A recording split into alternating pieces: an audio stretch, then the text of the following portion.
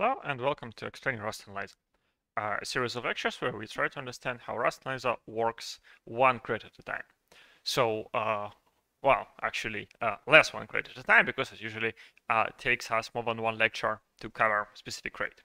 So, last time we started looking into the syntax crate, the crate which finally brings all that awesome parser infrastructure, the raw one crate and the parser crate together to actually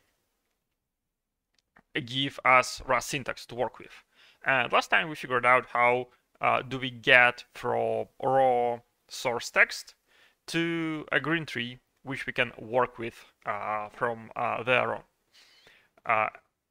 If you recall, green tree is an untyped homogeneous syntax tree which represents all the white space and comments exactly.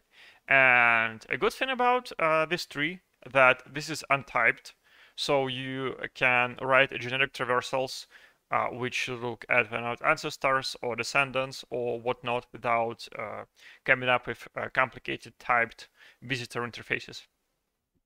The drawback though is that this node, this tree is untyped, so you cannot get a node which corresponds to some specific entity like a let expression and take an initializer of that expression. You have to traverse the tree and look at the kinds and do some runtime checks to access this information. So what we will be looking today at is how we layer types on top of this underlying untyped syntax tree.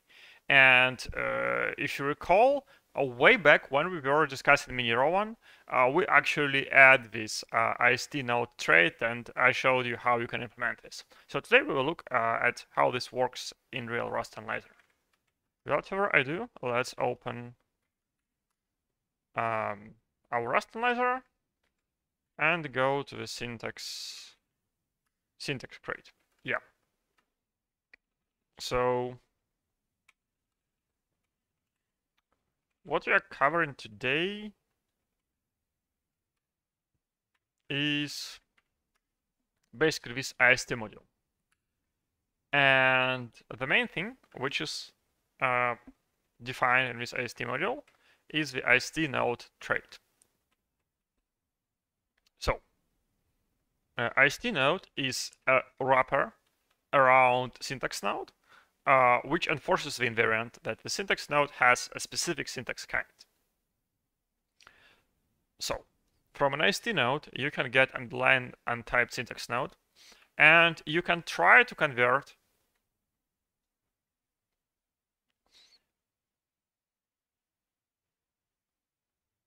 a syntax node into an AST node. And this conversion checks only the kind of a syntax node. That's why there is this just canCast method, which takes only the kind and not the whole syntax node, and it returns an option. And the reason I paused here is that I thought that, hey, why do we even need this cast method? Can we rely on the try from crate? So originally this didn't use the try from simply because this code predates try from by several years, I think. But today that would be possible, although I don't think we should do that. Because the error here is just that it's impossible to cast. So we cannot actually leverage the error type, and we would have to leave that out as a unit. And it's actually convenient to have this return an option and not a result, because a lot of functionality just works with options. Basically, if you return an option, you can make question mark turn an option into an option. And if you return result here, then you would have to use .awk method on result to first convert result into an option and then to question mark the option. Anyway, so yeah, those kind of the two basic methods of the syntax tree. This is sort of kind of just a convenience wrap around the cast. And the last two is, yeah, those two complicated methods which are related to mutable syntax tree, which we are not covering until we get to how we implement refactors. Yeah, and similar to this AST node, there is like this AST token trait which wraps a specific token. So with this you can distinguish between white space and say comments. And let's look at some actual implementations of these AST node traits. All those implementations are, well, most of the implementations are generated. We will take a look at how code generation works exactly, but now let's just look at the example of let statement actually. Let me pull from master, because I think I've made it slightly more readable. Yeah.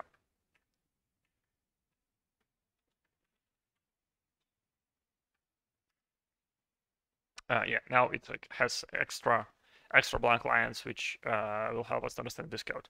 So, let statement.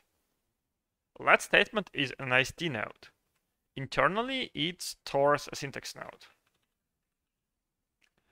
You can see that it actually implements AST node in a pretty simple, well, like trivially simple as this is generated code way. Basically, we check that the kind of the syntax node is let statement, and if it is indeed let statement, we just return some, and otherwise we return none. And for syntax, we return just the reference to the underlying data. So literally, all those AST nodes have exactly the same shape. This actually makes me think if we should have used something like this. If we should actually had struct AST node.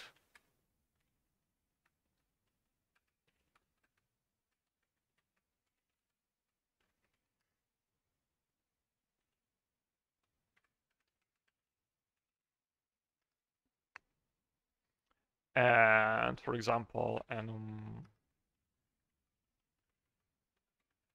let statement as an AST kind, and then we would have like type let statement equals AST node with let statement kind.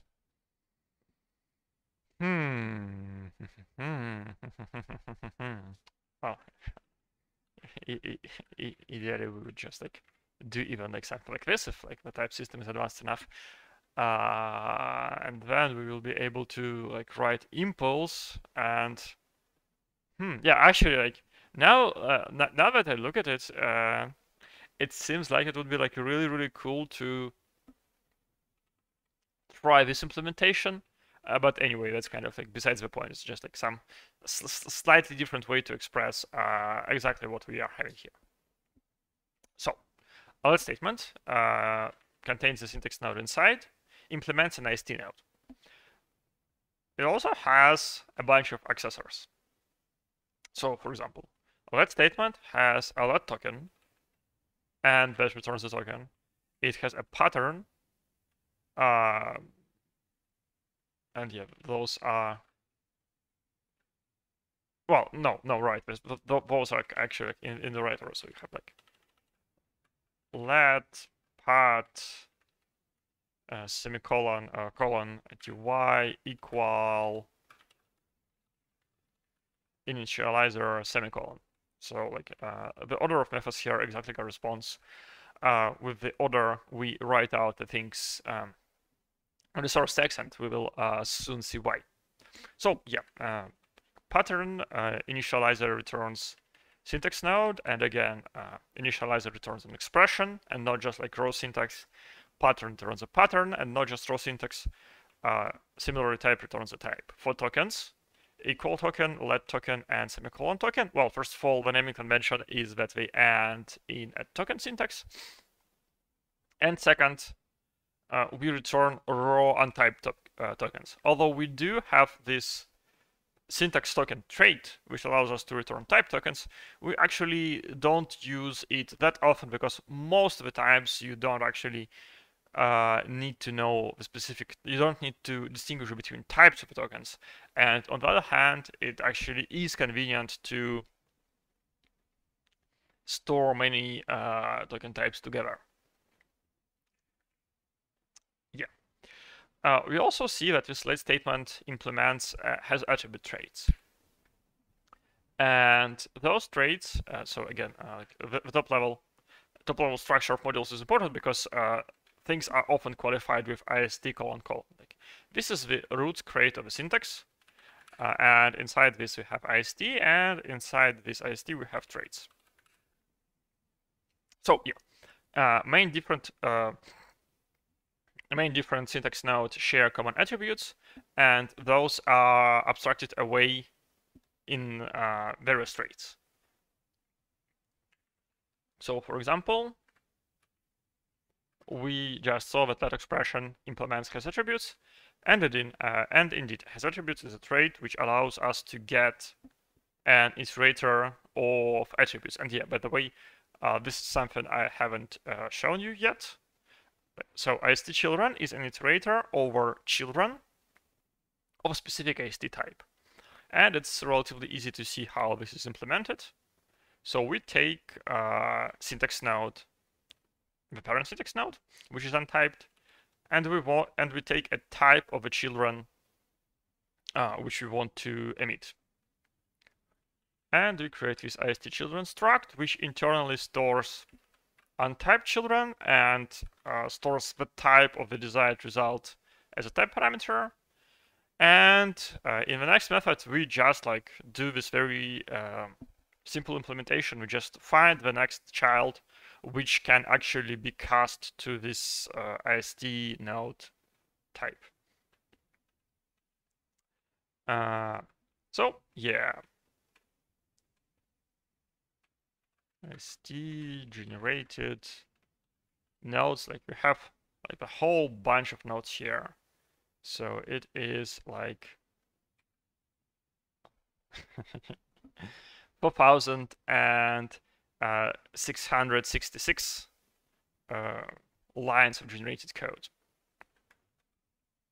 We also have generated tokens, and here we have only like white space, comment, string, byte string, number, floating point, and that's it. Basically, for tokens, most of the tokens, we don't care about their types. We are fine with untyped APIs, but for stuff which sometimes has internal structure, like strings or comments, we actually want to have more well-typed APIs, so we do it. It's good that on Rust you can just add those zero-cost abstractions to get better type safety if you want to, but you don't have to. Yeah, okay. And that's actually like basically it. Now we can understand how this API walkthrough code works. So we start with the source code, and we use AST source file and call the parse method. This parse method uses this parsing function, which we looked at last time, which converts raw text into green node with the help of Lexer from Rust-C, raw1 from raw1 library, and the parser, which is in a sibling crate. And then we just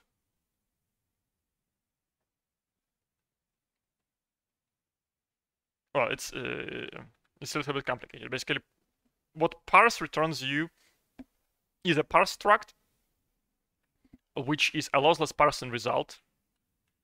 It contains the node and a list of errors. So usually results are enums. You have either a success result or a failure.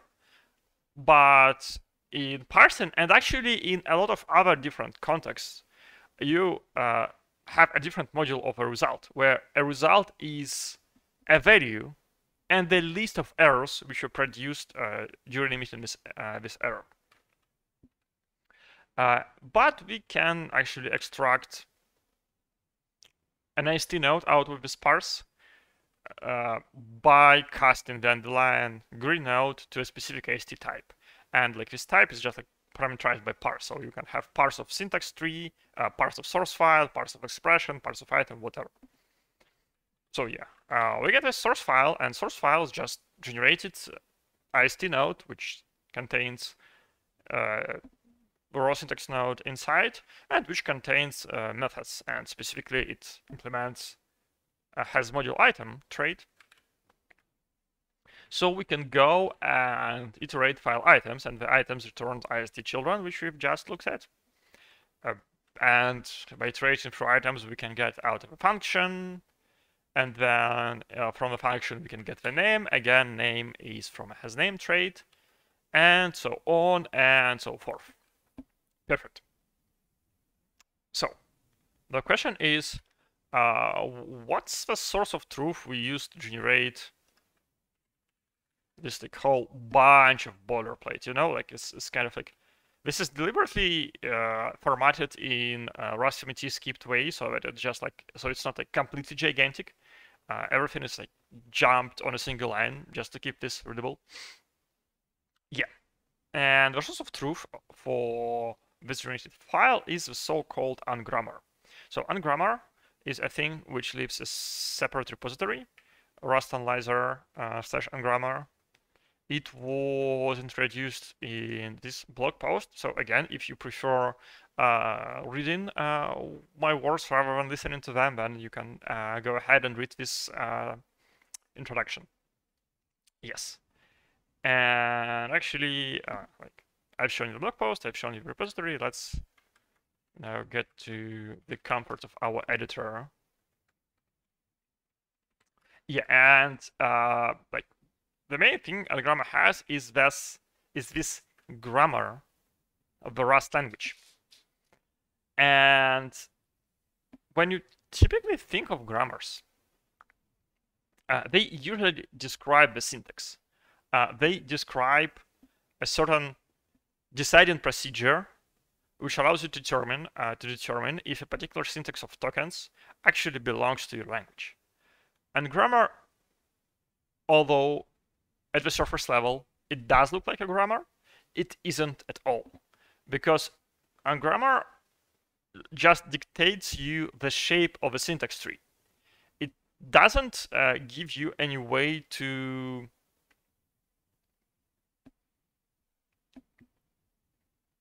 actually get a parser out of it. And I wonder if there is like some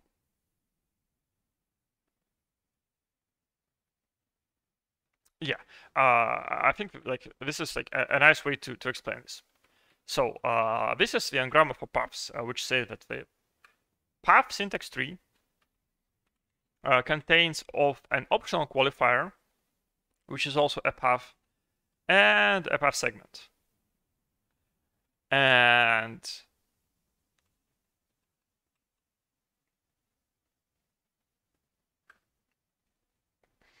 that doesn't make sense to me.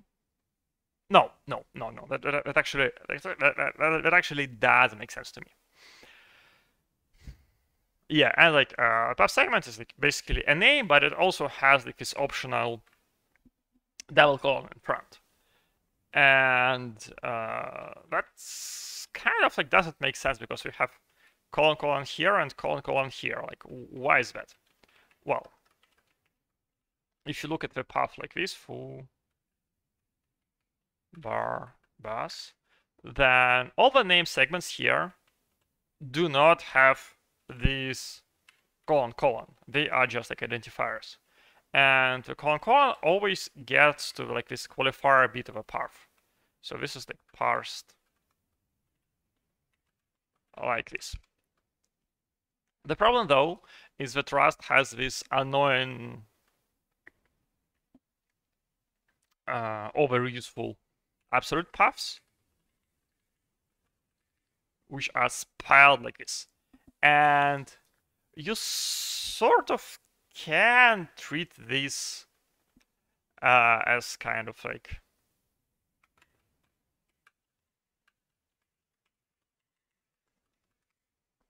qualifier which qualifies an empty path, but that is inconvenient for processing syntax, because that will mean that you have an empty syntax node in your tree. So what we actually want to do is that we want to say that, hey, like this first segment actually includes the colon, and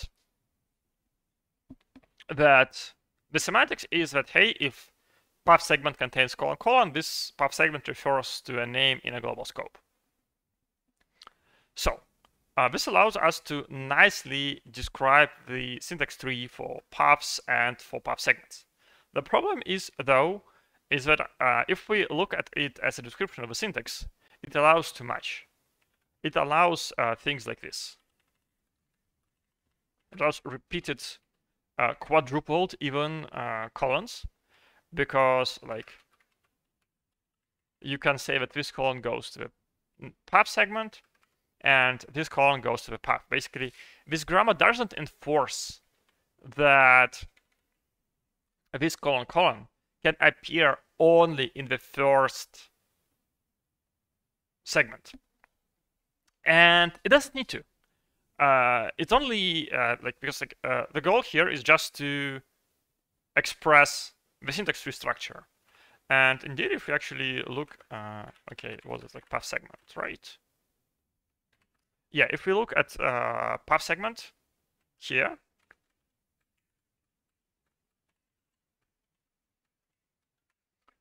we see that like it is like precisely described by this tree structure. So we have this optional colon, name ref, generic arguments list, parameter list, return type, angle bracket, and in case if you are wondering like, oh, what the heck is the return type of a path, then I should say that kind of like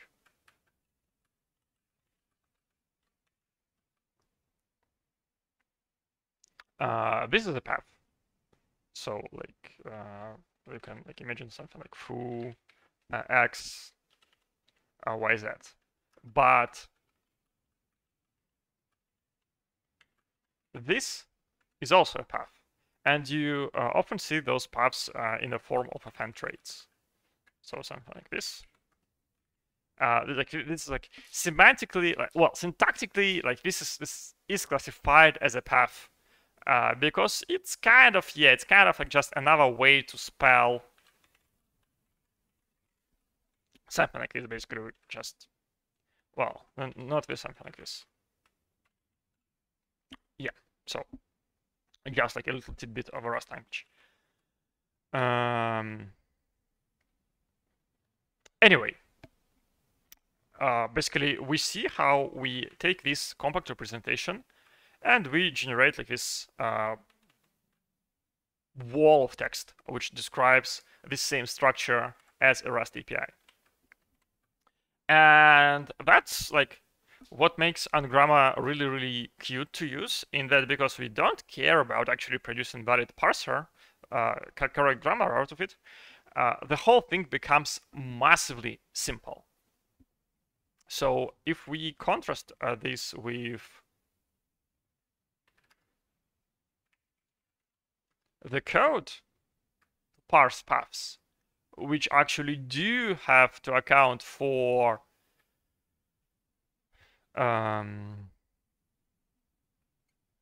for example,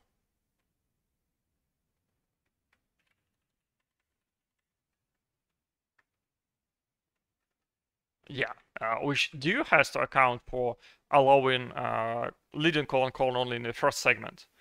You see that like this parsing code contains like 100 lines, and yeah, surely like if you compress it to a grammar, it might be, I don't know, like 3 times as little, so kind of like 30 lines, not 100 lines, but still it will be way more lines to express this exactly than just like those I don't know how many, like 5, 6, 7 lines we have here. So by focusing on like the essential bit we want to, the shape of a syntax tree, we actually make this thing very readable. And yeah, that's actually what I really enjoy when working on Rust Analyzer and in general when working on systems is when you have something really, really complicated, like the syntax of a real language, but you manage to cast it in such a way, you manage to designate some subset of it, some well-defined domain, that the description actually is simple. And in Rust Analyzer, I feel that the parser is relatively simple, and this grammar is also like relatively simple. You can, I don't know, let's look at let statement. Yeah, so that's very readable. It's like let statement contains attributes, then let keyword, then a pattern, then a type, and then an initializer expression. And you note that nodes in Ungrammar can be anonymous. So if you spell just part, that's actually a synonym for part. But for an initializer, we actually want to assign a different name here to give a better semantics. And again, that directly translates to what we see here. Attributes, let token, pattern, colon, type, equality, whatnot. And as I promised, the order of methods here is actually defined by the order of productions here. And that's actually a cute thing, in that as Ungrammar defines just the shape of a syntax tree, you actually would get like the same semantics meaning as same semantical syntax tree if you just put a semicolon at the start. So right now, the ordering of items here is just cosmetics.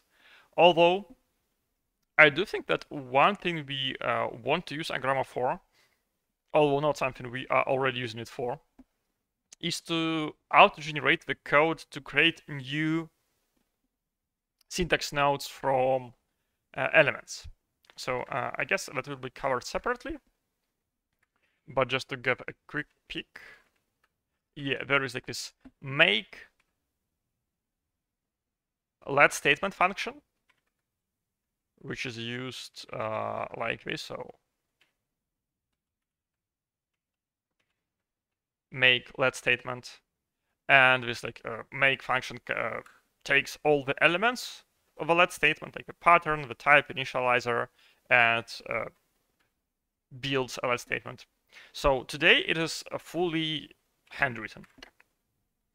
My original idea behind Ungrammar was like, and actually the primary motivation was to just generate this whole make thing, but I didn't yet get to this. And to my defense, I'm not the only one. I believe Lucas also tried to make this auto-generated and kind of like run out of steam because, well, turns out that some things are not as trivial as we would like them to be.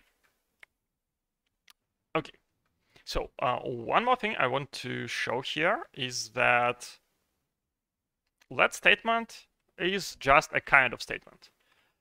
And another thing which Ungrammar supports is like these enums, where we can say that statement is either an expression statement, an item, or a let statement. And in terms of generated AST, in Rust Analyzer, that generates an enum. So a statement is an expression statement, an item statement, a let statement, and yeah, like empty statement kind of like not really covered here. We actually probably should fix that at some point. Oops, didn't mean to delete all the statements. Yeah, and if we can, and we can see that. Yeah, the AST node implementation for statement is we check that this is either let statement or expression statement. And that doesn't make sense to me. This is wrong. Oh, no. Yeah. So this actually isn't generated code. It's like generated a Rust file, but it isn't actually generated. It's like handwritten. And the reason for that is that statement is actually, a nested enum. because item here is an enum as well. So here we need to check for let statement and expression statement manually, and then just delegate to item. And the item can cast is actually properly generated to match over like all the things. Yeah, so an interesting point to note here is that because we are not relying on language built-in subtyping rules, because, well, Rust have none, we can actually build this fun casting and downcast infrastructure ourselves. So we can just take a group of syntax nodes, like arbitrary group, it doesn't need to be restricted to single inheritance, and say that, hey, kind of like, this is actually a statement. So for example, you see that, for example, const item can be treated as an item or as a statement or whatever. And that turns out to be pretty useful. Basically, when you try to describe syntax tree using the vocabulary of your host language, you often get into like the limitations of a type system. And if you just do this manually, you actually get like a lot more flexibility to allow for more code reuse here. So, not really. So let's look at one more things. Most of AST is generated. There is like not ext, token ext, and expression ext modules, which contain manually written extensions to the generated code. And let's look at some interesting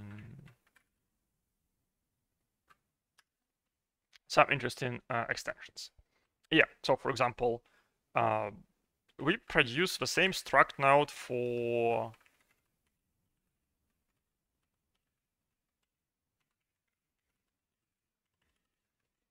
all those three options to spell struct. But in some ID code, we actually want to differentiate between whether it's a unit struct, a tuple struct, or record struct. So we just handwrite this kind method, which returns a struct kind, which forces the struct to be either a record or a tuple or a unit. And this is manually implemented. We just go to the record field list or tuple field list. And if you find neither, we just return a unit. And there is like a fair amount of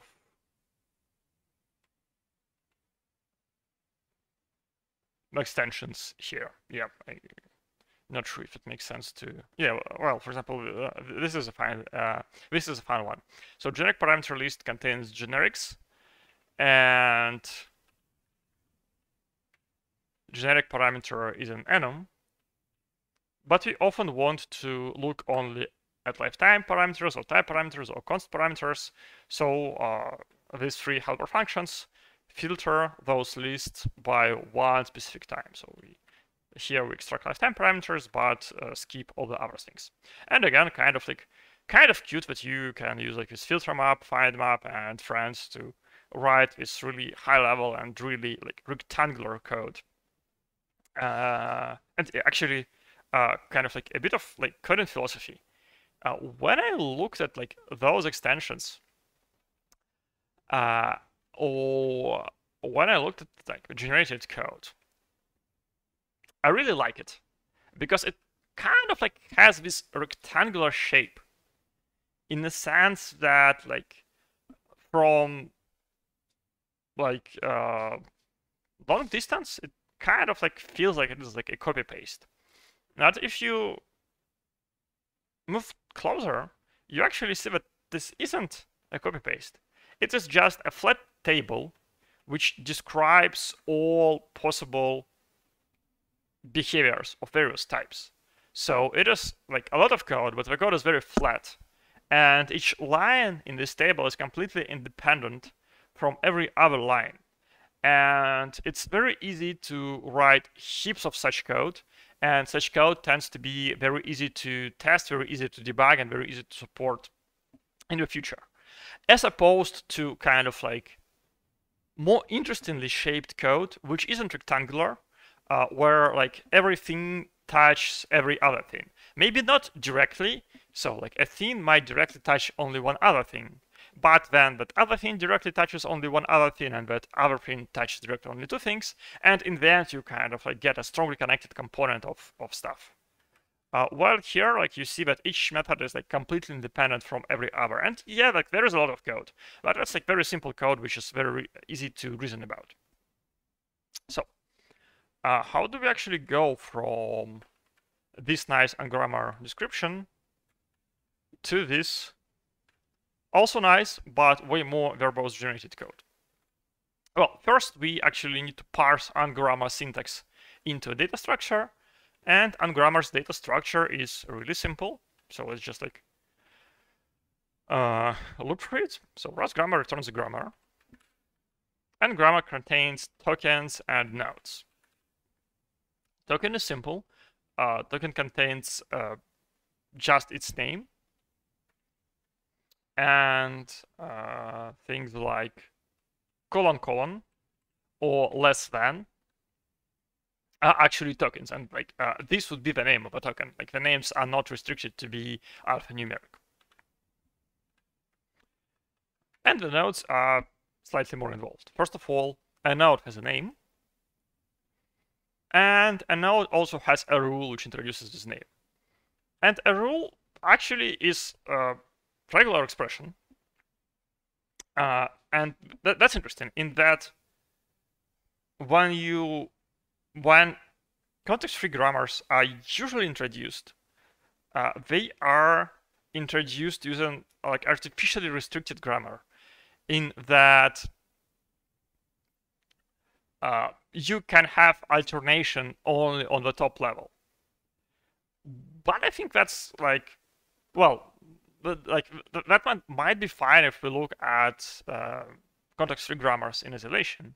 But given that we study regular languages and regular expressions before, I think it's like much easier and better to say that a context-free grammar is just a recursive set of regular expressions. And like that wasn't actually explicitly mentioned here, but what you see here is, well, regular expressions. So this question mark is optional. This star, Glini star, is repetition. And if we look at something like, I don't know, arglist. Yeah, and if we look at something like this, you see that this is a regular expression for a comma-separated list with an optional semicolon at the end. And that's the kind of like just a very kind of like natural way to describe syntax, to describe context-free grammar. So you say that, hey, kind of like you just like can spell not only a single regular expression rule, but you can actually spell many of them, and they're named, and then they can be mutually recursive.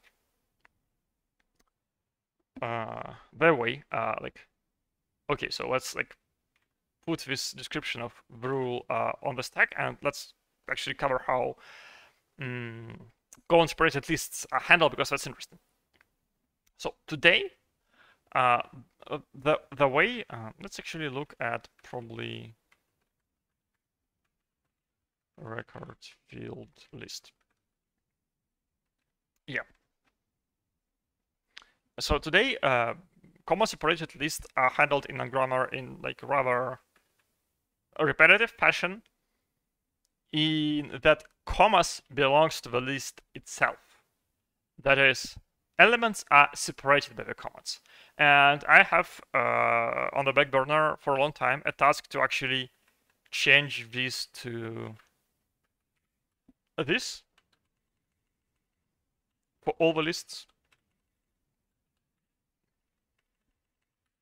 That is to say that the comma actually belongs to the element. And I believe that that would make Ungrammar simpler.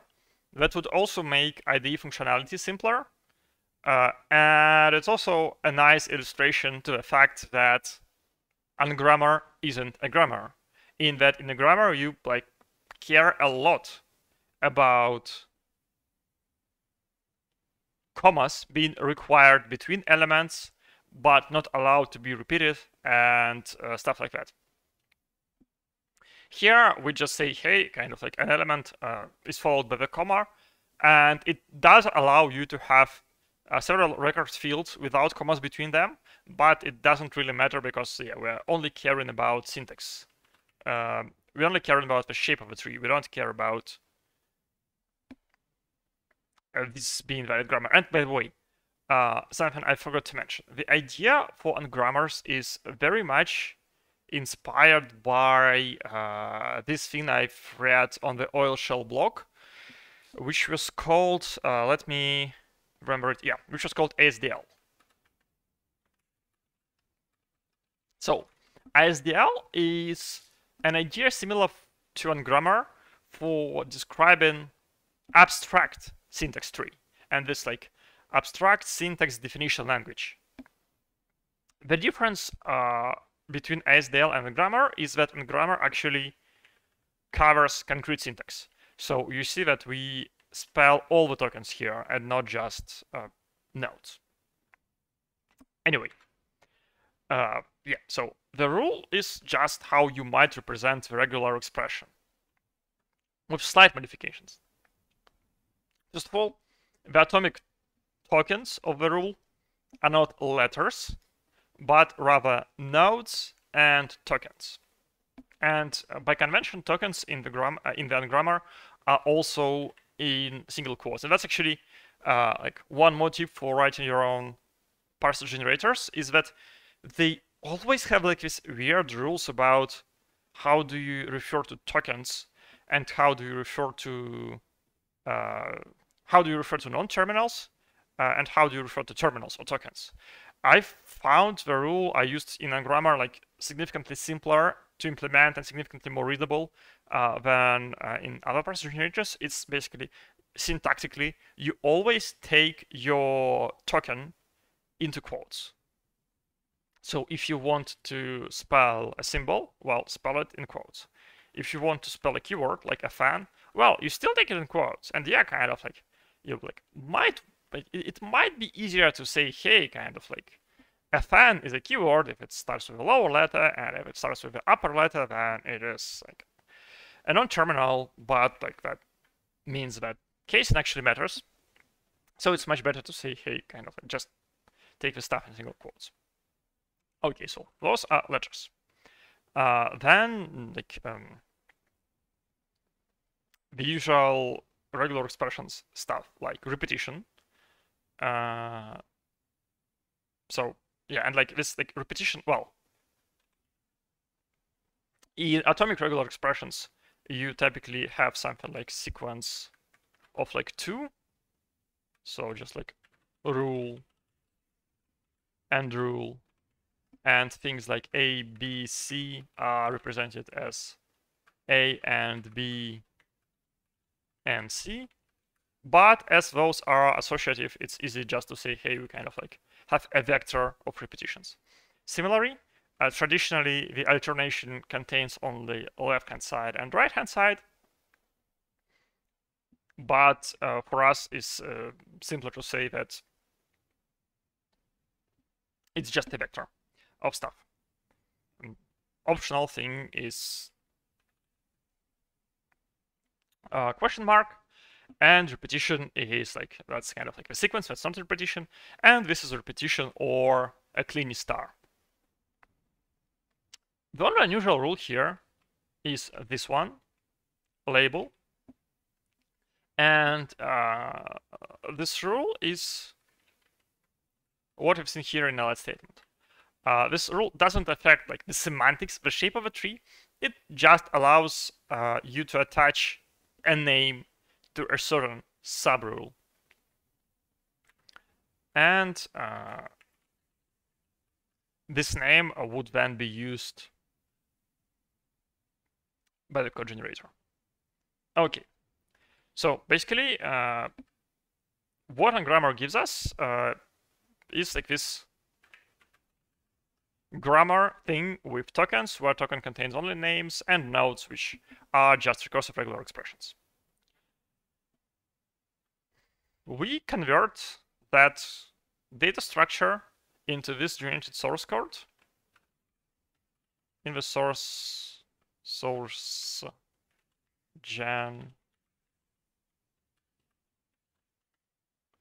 AST method.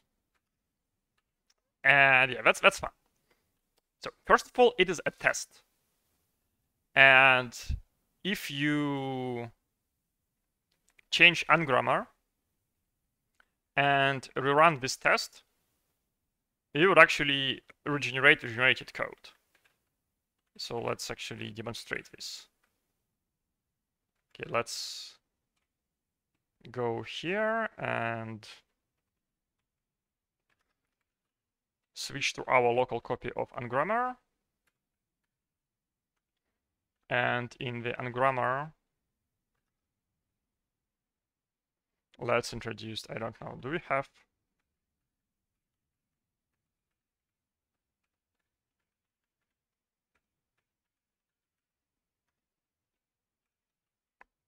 type description? We don't have type description, so let's add it. So we have a script on export,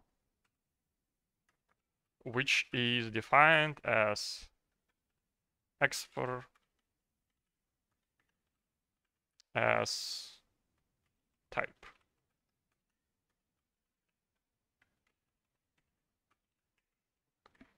And now if we rerun this source gen AST test, well, first of all, we will need to wait some time until the stuff is compiling. And then, yeah, the rest actually fails because the generated code was not up to date, but it also updates the code. So you see in the changes, by the way, like this thing on the right is Maggot for Emacs. It's a port of awesome Maggot's package from Emacs to this code, and it is like the best thing on earth, really. Like if you use VS Code, like use this instead of like building thing to manage Git, or instead of like Git command line, really. And if you are still using Emacs, one, I won't say that you need to switch to VS Code, although, well, I used to use Emacs and now I use VS Code, and I kind of like VS Code better. But if you do switch, then you absolutely do want to use this, because yeah, kind of like Maggot is the main reason to use Emacs. Anyway, yeah. We see that in the generated code, we get this ascription expression, and we also get an ascription expression as a variant inside our expression. And that's fun. So usually people tell to you that you shouldn't commit generated code to the repository, but in Rust Analyzer, we actually do this with a twist. We also have a test, this one, which checks that the generated code is actually up to date. And this leads to much better developer experience, because it actually, like, we try to generate readable code. If you remember, I started today's lecture with updating the main branch. And the reason for that was that the main branch contains those extra blank lines here, which make the code more readable. And that's like what I care about when generating code. I want it to be readable, because I do often look at this source file to understand what is the API of a syntax node I am having. Yeah, so yeah, highly recommend this workflow of committing generated code to the repository and adding a test to check that it is fresh. Of course, the constraint here is that the generated code must not depend on the host operating system. This is very different use case from generating some Rust bindings to system libraries, which actually does depend on the host system. Okay. And yeah, the actual code generation code here is a bit messy.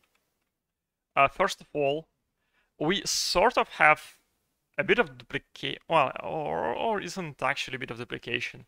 Yeah, basically, The names of tokens in Ungrammar are just like the raw names of tokens, but we somehow need to come up with these names for syntax kinds, which that's not syntax kind, not symbol kind.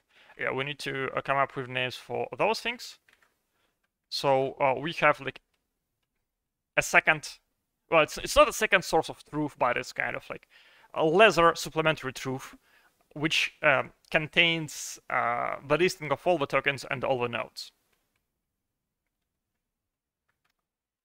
And using this thing, we actually generate syntax kind, and that is like a little bit involved because we also, the generated code also contains like this classification of tokens into keywords, punctuation, literals, and blah blah blah. So yeah, it's just kind of like some very boring, very high-level code, which is thankfully is not as bad in Rust as it could be in some like very low-level languages like C. So it's just like stupid matching of various strings together with like a lot of allocations and no concern for performance at all, because it's like generated code. It's generation code, so it doesn't really matter. But what matters is that to actually keep it readable, because yeah, it is pretty unwindy. So here we kind of like extract from this raw data like various bits of syntax. And here is how we actually generate the source code. And we do it in a pretty cursed way. I don't think there is like super great way to generate source code in Rust, but there is pretty decent libraries to generate macro expansions, scene and quote, and specifically we can abuse the quote for generation of actual source code. So we plug all this into quote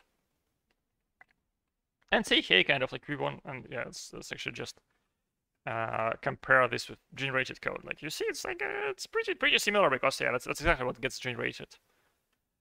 Allow. Interesting.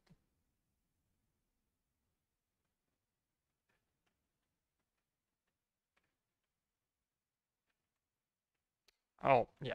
Sadly, when we will be talking about procedural macros, we will understand like, wow, like this nice document turns into like this, like what? But anyway, so you see kind of like the similarity that, hey, kind of like syntax kind, wrapper, all there. And then we just like expand like punctuation and then keywords and then literals and tokens.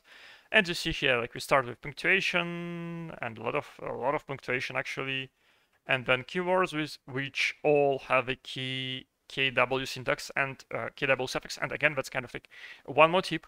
If you're building a tooling for a language, you always have a conflicts with keywords. So it's better if you just like prefix everything with keywords to avoid name clashes. And then finally, after keywords, we get composite nodes like types, patterns, whatnot. And all those generated methods which we saw previously. And yes, that awesome T macro, which allows us to spell stuff like T star rather than like syntax kind star, which isn't really readable.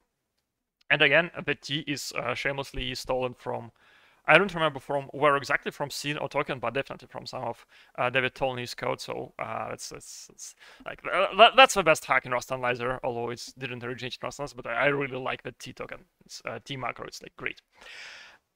Anyway, so we like build this like quote thing, and then we convert it to string. The problem is that by design, Rust macros do not track white space. So the literal to string of this thing is just like a mishmash of tokens without any kind of white space, and which is like completely unreadable, and which goes against the goal of not only generating code, but generating code which is pleasant for humans to read. So that's why we reformatted using RustMT, and yeah, one day we will implement RustMT on top of Rust Analyzer, so we can just like use our own library to reformat this. But right now we just literally shell out to RustMT binary to make this mishmash of tokens pretty. Okay. And kind of like the same thing happens for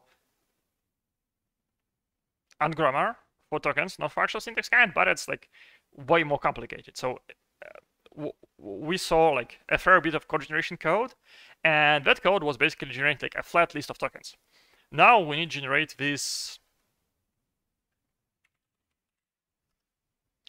like list of things which can be structs or enums and which implement traits and which have methods which returns either single elements or actually children.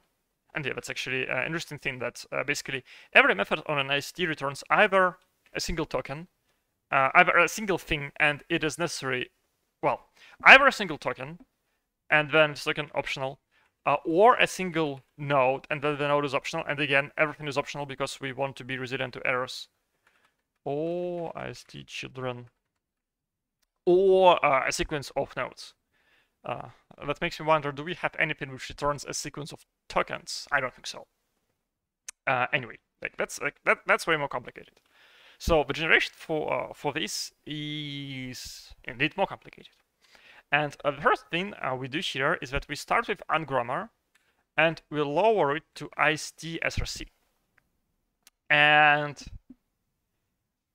what happens here is that Ungrammar is deliberately very general. So it can, because like you can nest those regular expressions, you can express very complicated types of nodes.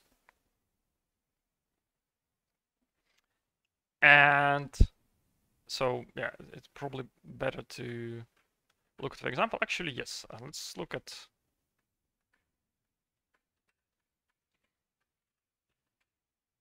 path segment.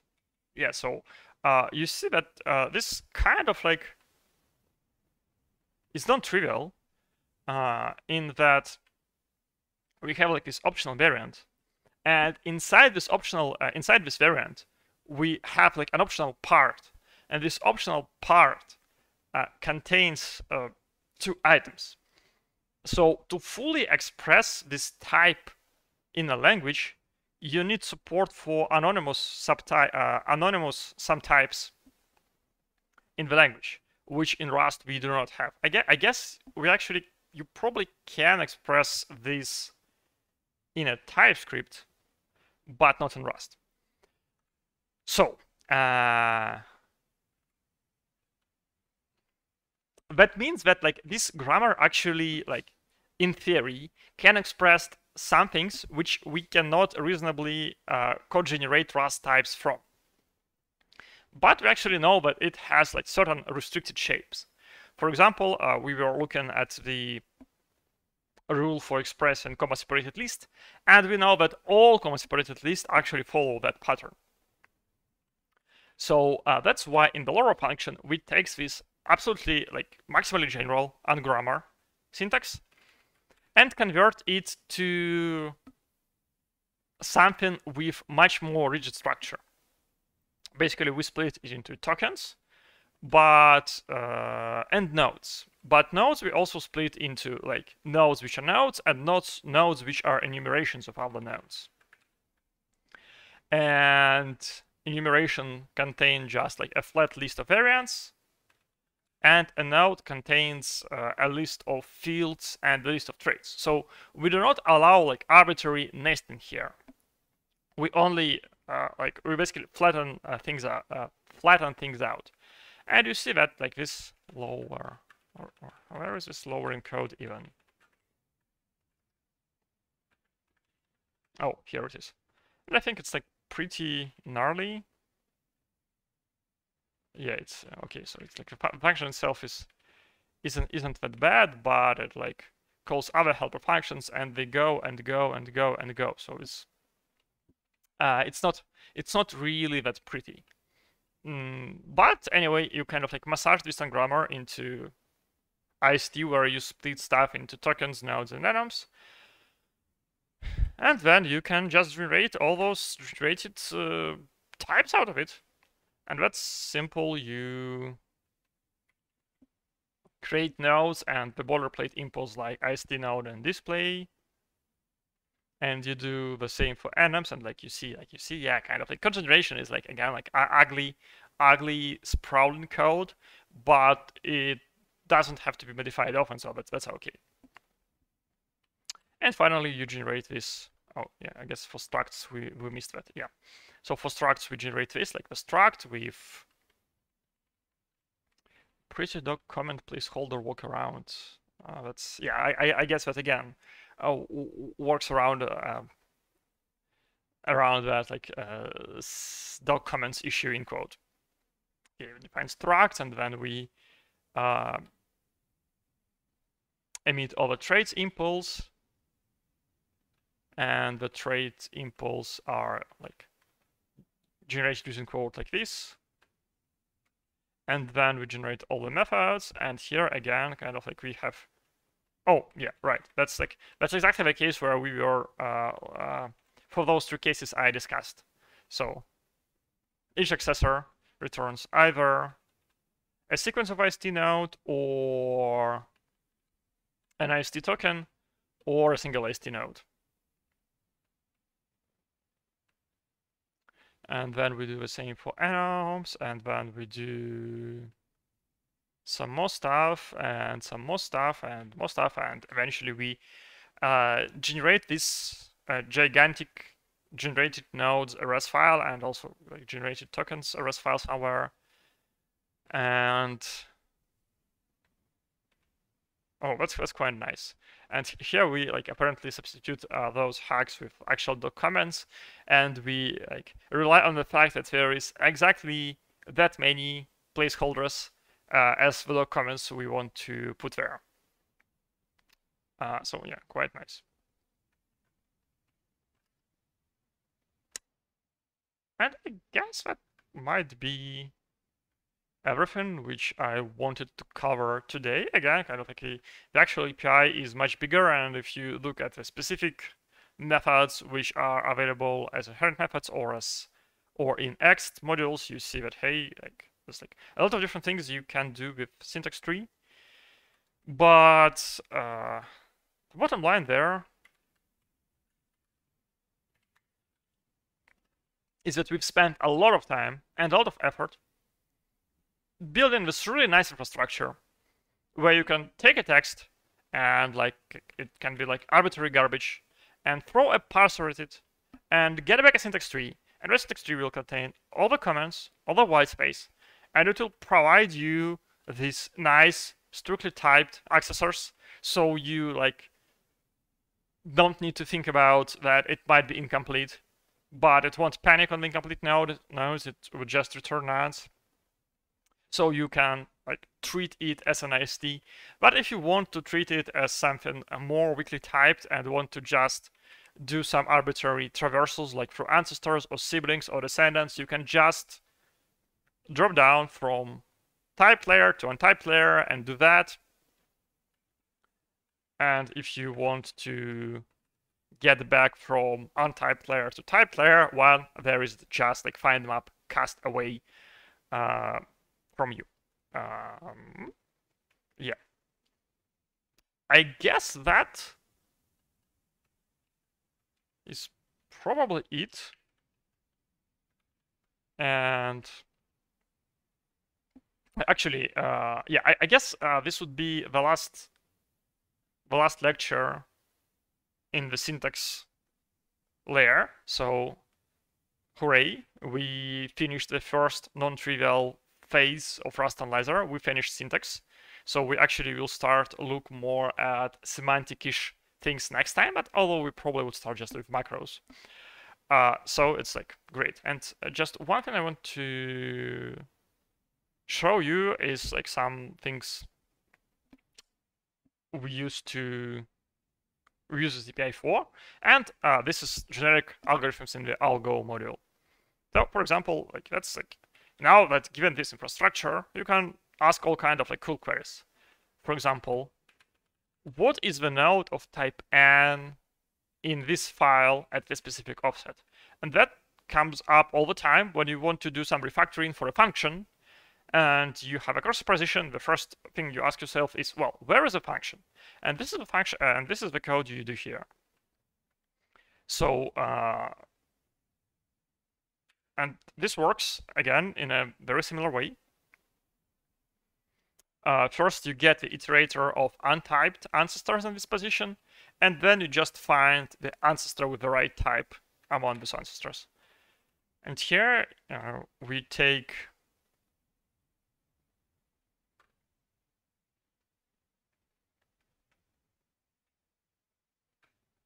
why do we need k-merge here? That's very suspicious, but anyway. You look at the token at offset, and again, I think we've covered this before. You actually can have 0 or 1 or 2 tokens at offset. So this returns you an iterator of all the tokens. And then you look at the ancestors of a token. And then, probably what this does is it's just like dedupes lazily, deduplicates the set of ancestors we have. And I think that's, I think like merge is a little bit inefficient. Here is that we are using dynamically located heap, but we know that we have at most 2 things here. So there's, it's interesting.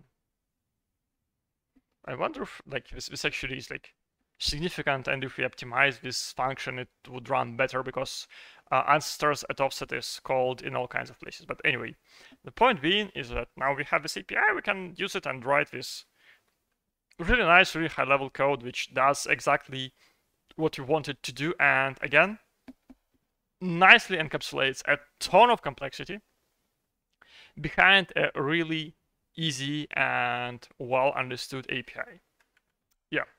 I don't know how you're feeling, but I'm feeling pretty excited because we covered like a large chunk of rationalizer. We covered parsing, and we covered not just like your textbook LR parser generator from the Dragon book, but we covered like what you do in an ID, how you do lossless syntax tree, how you do resilient parsing, how you layer abstract syntax tree on top of that, how you plug in code generation so that you are not getting tired from writing all the ASTs yourself. That's cool. Okay, so thank you for listening. I'm afraid this was an unusually horribly long lecture, and see you next time for other horribly long lectures. Goodbye.